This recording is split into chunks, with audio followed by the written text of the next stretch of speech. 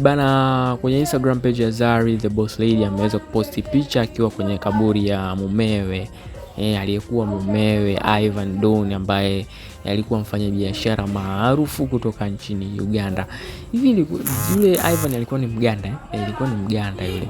Jamaa alikuwa na pesa chafu, alikuwa na pesa nyingi, lakini baadaye ikasemekana kwamba Zari alifanya manuva, basi jamaa akapasi away na yule akaja kutumia hizo pesa na Diamond.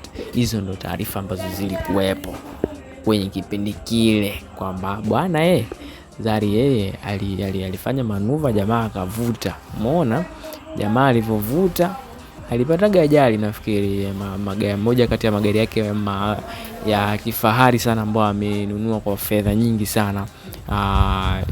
Aliweza kupata ajali na kuweza kufariki, na Ivan aliweza kufanyiwa msiba na aliweza kuzikwa na pesa nyingi sana ambazo alikuwa amezitengeneza kwenye karia yake ya ufanya biashara, na ameacha mali nyingi sana kwenye uko nchini South Africa, ikiwemo mashule na vitu vingine kama hivyo. Kwa hiyo Ivan alikuwa ni msingi mkubwa sana kwa Zari the Boss Lady, na utajiri wa Zari unaoona sasa hivi sosi kubwa ilikuwa ni Ivan Don, ambaye alikuwa mumewe na amefanikiwa kuzaa naye watoto watatu nafikiri, watatu, na hivi sasa Zari ni mama wa watoto 5, kwa wale watatu ambao amezaa na marehemu Ivan, lakini 2 ambao wamezaa na kijana wetu wa Kitanzania Diamond Platnumz na vitu vingine kama hivyo.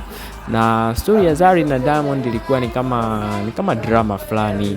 Aliwahi kuihadisia ndugu yetu Babu Tale, akisema kwamba walikutana kwenye ndege na wakabadilishana contact, na baadaye wakaelekezana kwamba bwana, tunabidi tuwe na hivi na hivi. Lakini baada ya Diamond kuwa na mahusiano na Zari the Boss Lady, kulikuwa na maneno mengi sana kwenye mitandao ya kijamii ikionyesha kwamba Diamond alikuwa na umri wa miaka 26 na 7 hivi, lakini Zari yeye alikuwa na umri wa miaka 34. Kwa hiyo alikuwa ni mkubwa sana kwa Diamond. Kwa hiyo ikawa ni drama nyingi, lakini penzi lao lilikuwa lele na kwambia hapa Bongo nani asiyejua kama Zari yupo mjini. Alikuwa anaishi Bongo ninavyokuambia Zari. Alikuwa anaishi zake Bongo, lakini baadaye akapata ubalozi wa makampuni mbalimbali hapa Tanzania. Maisha yakawa mazuri, akazaa watoto 2 dabo, lakini baadaye ikaja kutokea story kwamba Zari amechepuka na P Square, na baadaye Diamond mwenyewe alizungumza. Kwa hiyo akamwambia kwamba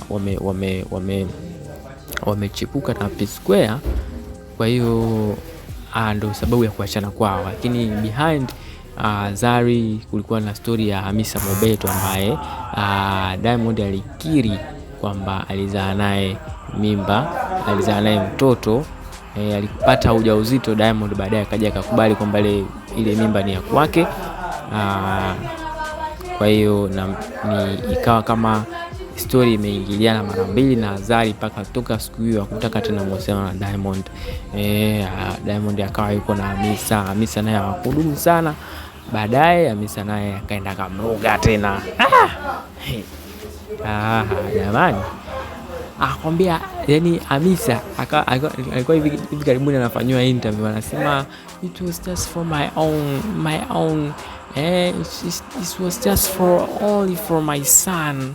Nilikuwa nafanya vile just for our life, sijui nini, lakini sijui kwa nini ilitokea mtu akanirecord na baadaye akaweza kuisambaza ile voice note, lakini alikiri kabisa kama it was me ambaye nilikuwa kwa mganga, na imetokea tu bahati mbaya watu wakarekodi, lakini sikuwa nafanya kwa nia mbaya.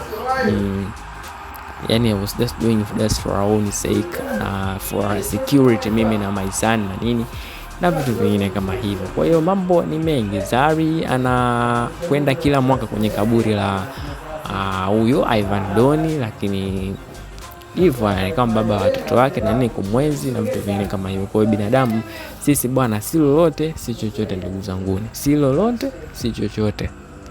Kwa hiyo tusihadaike na dunia. Ivan alikuwa ni tajiri sana, lakini sasa hivi yuko kaburini. Hii ni NTV, una maoni gani juu ya maisha ya Zari ya sasa hivi?